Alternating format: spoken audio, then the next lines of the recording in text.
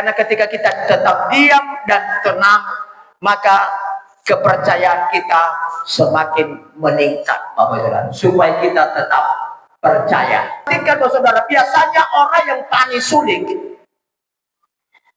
untuk percaya. Makanya kalau kita sedang ngomong sama orang, udah dengarkan saja dulu ngomongnya. Dengarkan saja. Kalau dibilang betul, udah dengarkan saja, enggak usah. Dengarkan saja dulu sampai habis. Kalau sudah habis, kasih jawaban, pasti dia terima. Tapi kalau kamu jawab sebelum habis, pasti bertele-tele, pasti memancang lagi. Betul. Kenapa? Karena belum habis. Makanya kalau orang yang bijak, orang yang pintar untuk menjawab sesuatu, saudara, untuk menjawab sesuatu adalah habiskan dulu bicaranya. Amin. Habiskan dulu bicaranya. Ketika sudah habis bicaranya, tidak ada lagi, maka baru kasih jawaban. Sebenarnya jawabannya. Amin. Oh iya. Dan saat murid Yesus mengalami saat mereka ada di dalam perahu, ketika taufan yang sangat dahsyat mengamuk. Dan apa yang terjadi, Bapak Saudara? Mereka panik. Tetapi kita perhatikan, Markus 4 ayat 39 berkata, ia pun bangun, menghardik angin itu dan berkata kepada danau itu, diam.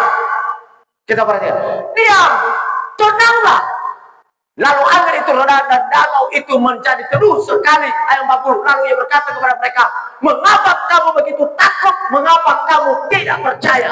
Bapak Ibu Saudara, kalau kita sedang panik, kalau kita sedang takut, kalau kita sedang gemetar, Saudara, maka solusi tidak akan pernah datang. Tetapi ketika kita diam, ketika kita tenang, ketika kita Saudara mengambil atau nabalikoda takahasu itu uang, Saudara, maka disitulah ada solusinya. Amin. Haleluya. Maka jangan pernah engkau sampaikan sesuatu dalam keadaan terburu-buru. Amin.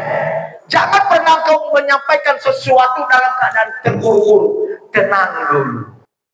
Kalau boleh minum kopi dulu 1 gelas. Kalau sudah minum kopi, baru tenang hati, barulah sampaikan sesuatu, Bapak Saudara. Saya yakin Bapak Saudara, dalam hidup kita, kalau kita lakukan ini, kita tetap diam, tenang, saya rasa hidup ini kita akan santai. Bagian terakhir, kepanikan membuat kita tidak percaya. Itu kepanikan, maka jangan pernah panik. Lalu itulah sebabnya kita tetap tenang dalam segala situasi, supaya kita tetap percaya kepada Tuhan. Kepanikan membuat kita tidak percaya dengan sesuatu hal. Tetapi ketika kita tenang, ketika kita diam, maka apa yang terjadi, bahwa walaupun kita diperhadapkan dengan situasi yang sulit, situasi yang susah, Bapak Saudara, maka kita pasti akan mendapatkan jawaban yang pasti dari Tuhan. Tetap tenang.